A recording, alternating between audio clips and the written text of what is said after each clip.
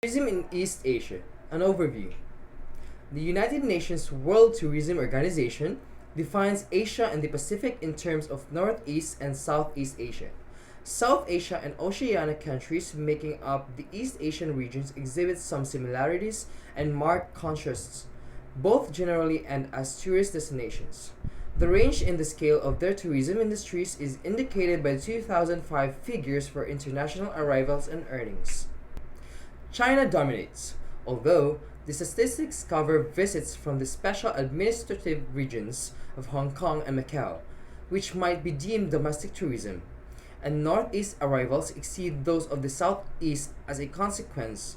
Provisional data for 2005 indicates that Asia and the Pacific as a whole increased its share of the international tourist market to 19.4% in 2005, up from 9.5% in 1985, and accounted for 20.4% of total spending.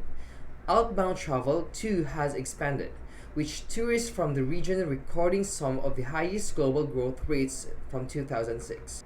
Much of this movement takes place within Asia and has been accompanied by greater participation in domestic tourism, made possible by economic advances and the emergence of an affluent middle class, as well as the rejoining of the budget airline sector. The strong performance of many East Asian states reflects their popularity and the presence of attractions within considerable appeal. However, the comparatively low volumes of inbound tourism for several countries that have a wealth of resources suggest unexploited opportunities. In many instances, there are serious barriers to overcome before such potential can be fully realized, and progress depends upon the changes in economic, political, and social environments, which are likely to be part of a long-term process. Trends in visitor attractions. Countries of East Asia, especially those of the Southeast, have traditionally been associated with natural and cultural heritage attractions. The former is represented by climate beaches and islands, forest and mountain scenery, and plant and animal life. Cultural attractions include built heritage, historic sites, festivals, costumes, traditional lifestyles, and arts and crafts. Theme parks have emerged as a prominent attractions that are not geographically dependent and are characterized by their artificiality. They are part of a rapidly evolving entertainment industry driven by mounting regional demand for leisure services. With investments shifting from Europe to America to Asia and the Pacific Rim, South Korea currently has two of the world's busiest parks, and major investment is planned in China, Hong Kong Disneyland. Described in one of the chapter case studies, is seen as a test of the Chinese market and has been watched closely by analysts since its 2005 opening. In order to take advantage of the multiplicity of markets and resources, differentiation has been adopted by many national tourism organizations that have moved from mass to niche marketing. Instances include Malaysia and Thailand, where an assortment of products such as food, shopping, health, heritage, sports, culture, nature, and beach resorts are promoted to target markets. Other countries like Cambodia, with a more restricted product range, have chosen to focus on a particular attributes. Ecotourism combining natural and social dimensions is being widely pursued, as is heritage tourism. Some characteristics of the region's tourism and wider trends are exhibited in the examples of Hong Kong and Singapore, leading Asian destinations that are very active in the new product development and marketing. Cultural heritage has a prominence in current strategies and future plans, and the same comment applies to modern and new style attractions. With some attention also devoted to national heritage, a comparative study of two locations forms the remainder of the chapter. Hong Kong and Singapore compared. Tourism resources and marketing. Hong Kong and Singapore are successful, albeit mature international tourist destinations, both of which are seeking further growth. The Hong Kong Tourism Commission, responsible for policy and planning, aims to maintain and enhance Hong Kong's position as Asia's premier international city with a kaleidoscope of attractions. The Tourism 2015 strategy, launched by the Singapore Tourism Board in 2005, is designed to double visitors' arrivals in a decade, partly by developing tourism products and services to strengthen Singapore's appeal as a must-visit destination. Marketing and promotion is the task of the Hong Kong Tourism Board, which has initiated a global branding exercise entitled Hong Kong, Live It, Love It in 2003. This was supplemented by the 2006 Discover Hong Kong year that sought to capitalize on the newest attractions. Campaigns are intended to convey vibrancy and diversity, enriching the Hong Kong brand, which is conceptualized as a marriage of the traditional and contemporary. There are clearly parallels between the content and execution of the promotion undertaken by the Hong Kong and Singapore, disclosing a long-standing degree of rivalry. Heritage attractions. Heritage has a contribution to make the realization of formal tourism goals and has been given a high priority in Hong Kong by the HKTC and HKTB. Buildings and historic and archaeological sites with tourism potential have been identified, and the survival of colorful traditions has been fostered by a heritage tourism force.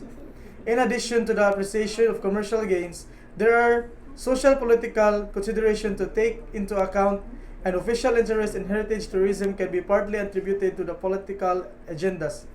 The colonial government in Hong Kong, acting through the Antiquities and Monuments Office, was especially busy in the years before the handover. Most listed monuments were approved by the office in the 1980s and mid-1990s, and a heritage trust was formed in 1992 to raise awareness and aid community-organized heritage projects. Singapore has been following a more conventional journey towards nationhood, and the nurturing of a sense of identity and purpose has been principal objective of the People's Action Party, in power since the 1960s. This aim has been made more difficult by the presence of minorities formally classified as Malays, Indians, and other besides the ethnic Chinese, who make up over 75% of the population. Modern attractions. While heritage is a core pillar of tourism, modern attractions remain a central product in Hong Kong and Singapore.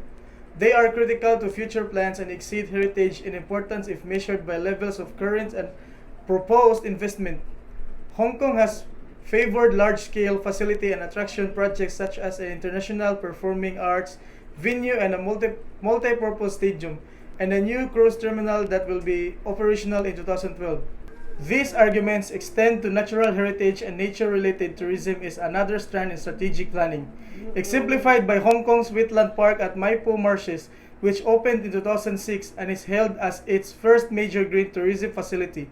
The fact that such assets are exploited for tourism purposes in destinations renowned for their urban attractions suggests the influence of the environmental movement on tourist taste and the rise of ecotourism, and all its manifestations as a marketable product. However, in contrast to some East Asian countries, more natural attractions are likely to be secondary as a motivator to visit Hong Kong and Singapore.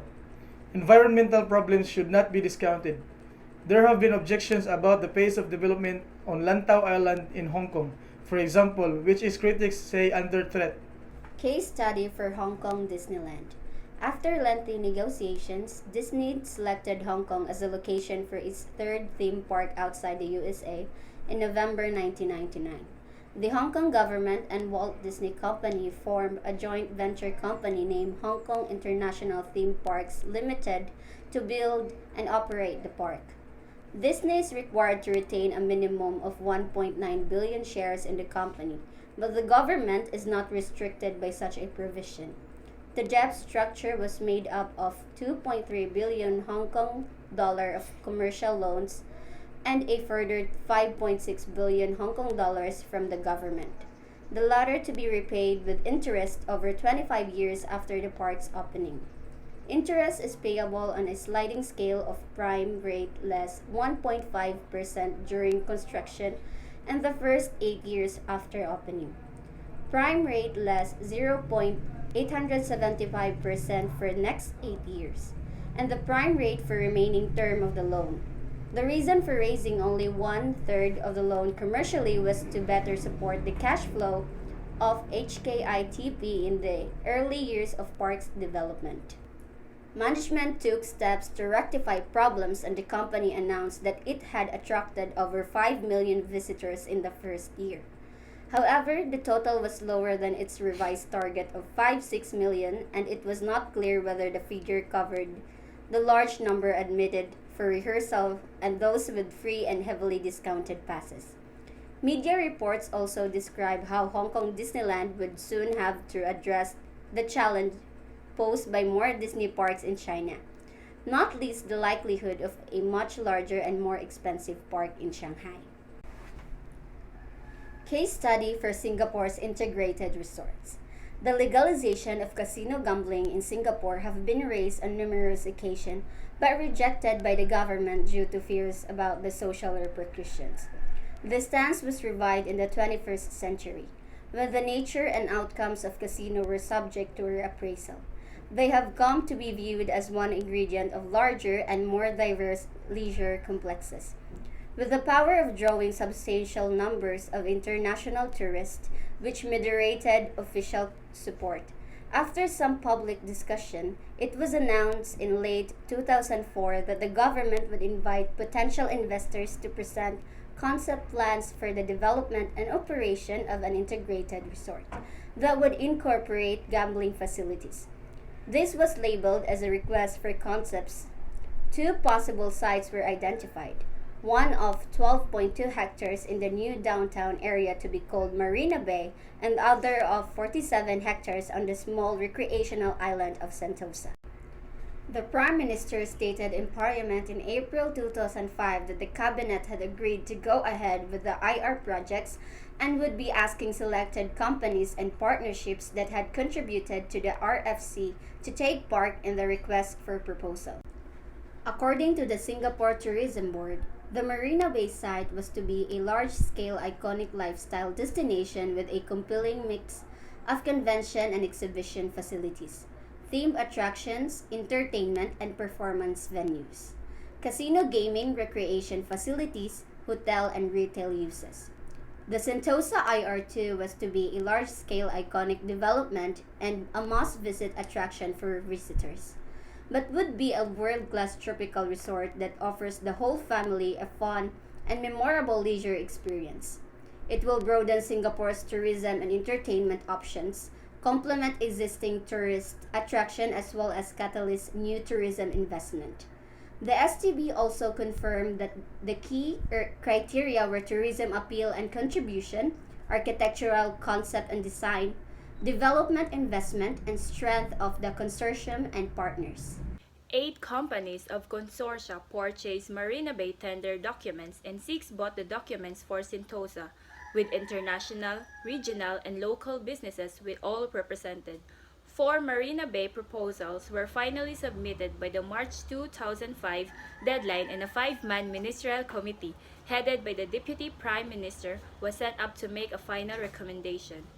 It was made public in late May that Las Vegas Sands has been chosen as a bid most closely aligned to government goals, with planned investment of $3.85 billion, which was the largest amount pledged. Las Vegas Sands, best known for the Venetian Resort in Las Vegas, is a US-based casino resort operator that will have 2 properties in Macau by 2007. Central components of the project were revealed to be a total MICE meeting incentive conference and exhibition space of 110,390 m², and a hotel with about 2,500 rooms.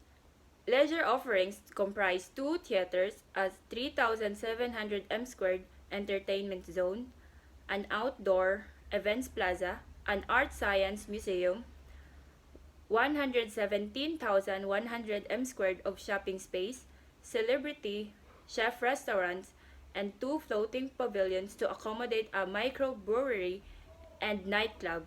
The design was said to form a memorable image of Marina Bay, with 3 hotel towers and a sky park above, and extensive greenery covering the building facades and rooftop terraces. The Sentosa IR bidding process followed the same procedures, although estimated development costs were lower at $1 billion, but there was a delay in its launch to permit those unsuccessful in the Marina Bay exercise to participate.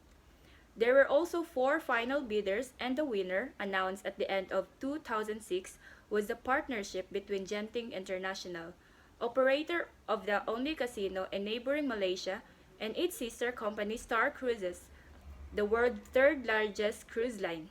Others have argued that Singapore's image as upright and corruption-free will be tarnished, and that economic returns may be disappointing due to competition from other ventures in the region, notably those in Macau.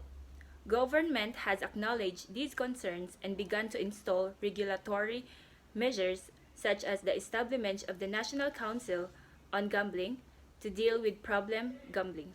There will be entrance fees and a credit band to discourage residents, an inclusion system, and some revenue will be diverted to charity. It has also emphasized that casinos will only occupy a very small proportion for the floor space and the RIs will be an exciting leisure facility for residents as well as tourists. Conclusion. These are interesting times for tourism in East Asia.